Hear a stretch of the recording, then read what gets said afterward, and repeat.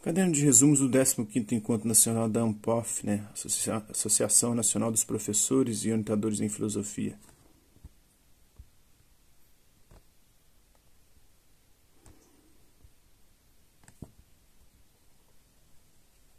Pós-graduação em Filosofia, né? Associação Nacional de Pós-Graduação em Filosofia publica os resumos dos trabalhos apresentados nos encontros da associação que apresentam versões do atual estado da pesquisa desenvolvida e vinculada aos diferentes grupos de trabalho, os GTs, né? Que é os programas de pós-graduação associados. Aí tem um corpo editorial, né? E vamos aqui, né? O EN3, Juiz Moral e Responsabilidade, da Abel Francisco Vargas. Falar também da teoria paraconsistente para a verdade aritmética do Abílio Zambuja Rodrigues Filho e a contribuição de Nietzsche na filosofia de Gilles Deleuze, do Abraham Lincoln Ferreira Costa. O trabalho tem por objeto de estudo a ética das virtudes de Aristóteles, em específico a obra ética Nicomaqueia. Assim, procura apresentar uma interpretação da escolha deliberada como juízo moral, ressaltando o proceder racional da deliberação, típico de uma agência responsável. A deliberação é um procedimento racional no âmbito prático, ação e produção, possuindo tanto uma aplicação reflexiva em um processo de pesar razões, quanto uma aplicação técnica como discriminação dos melhores métodos e instrumentos. O elemento comum entre estes procedimentos deliberativos é a obscuridade que envolve os assuntos em questão. No âmbito das ações ética e política, a deliberação, em última instância, é um procedimento reflexivo de pesar razões, onde a escolha deliberada representa o assentimento racional do agente, o seu julgamento ou juízo. Este juízo representa ainda uma instância ativa de intencionalidade do agente frente às razões deliberadas, isto é, a capacidade de realizar uma escolha efetiva representa o poder de autodeterminação do agente. Deste modo, na medida em que o juízo moral expressa a intencionalidade como um assentimento racional diante de uma ação ou conjunto de ações, o agente está sujeito à imputação de responsabilidade. O que foi escolhido é aquilo que o agente predica como correto ou adequado em sentido prescritivo. Deste modo, a escolha deliberada expressa a efetividade de uma capacidade de premeditação. Mesmo que ela não seja a condição necessária para a responsabilidade, ela é condição suficiente e característica do proceder típico da agência humana responsável. Segundo o teorema da indefinibilidade da verdade, atribuído a Tarski, não é possível construir na aritmética uma teoria da verdade aritmética que chamaremos aqui de S, materialmente adequada, isto é, uma teoria que produza todas as instâncias do esquema T.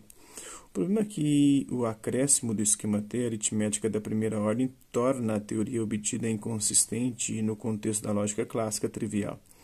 A aritmética fica, por assim dizer, contaminada pelo paradoxo do mentiroso que pode ser formulado em S.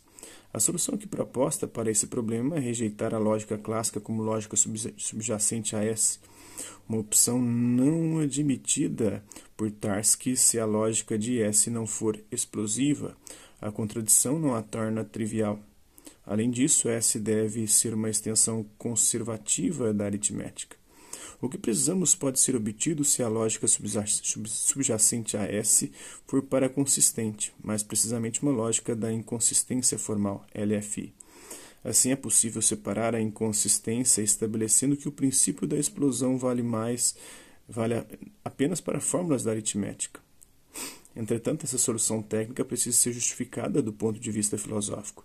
É preciso dizer por que podemos considerar o predicado verdade inconsistente, mas não as demais fórmulas da aritmética. Isso será feito a partir de uma distinção entre os aspectos ontológico, epistemológico e linguístico da lógica. As lógicas paraconsistentes são perfeitamente adequadas para lidar com o caráter epistemológico da lógica. A ideia básica, em poucas palavras, é que contradições não ocorrem na realidade, mas sim no pensamento. Buscando interpretar a filosofia nietzschiana, Gilles Deleuze retoma uma série de elementos fundamentais para a compreensão das ideias do filósofo alemão. Para ele, a Grécia trágica, anterior a Sócrates, tornara-se um período de incomensurável valor devido à capacidade dos homens daquela época a compreender a vida, enfrentando as dores que acompanham a existência, sustentando uma visão trágica que permita celebrar todos os aspectos vitais, desde os mais belos até os mais medonhos.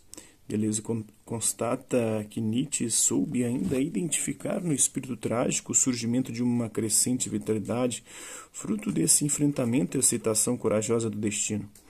No entanto, essa força vital se enfraquecerá no instante em que os valores dessa cultura trágica foram sendo substituídos por outros, agora acrescidos de propósitos transcendentes. Como fora pretendido por Platão e pelo cristianismo, assim, viver tornou-se uma tarefa arriscada, repleta de sofrimentos e desilusões. Dessa forma, pensa Deleuze que a filosofia nietzschiana chega à conclusão de que a cultura ocidental aprendeu a gerar homens que pretendem controlar as paixões, fugindo das dores vitais e de tudo aquilo que fosse ameaçador e desregrado, anulando por efeito toda a potência dionisíaca. Todavia, a inspiração desses pensadores nos ensina que, mesmo com o predomínio das valorações metafísicas sobre as vontades humanas, Platão e o cristianismo não teriam conquistado uma vitória plena.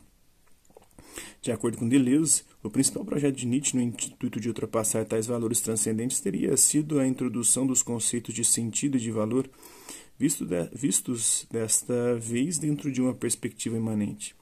A filosofia nietzschiana entende pela história do homem o desprezo ao corpo por tudo aquilo que se encontra na ordem do tempo.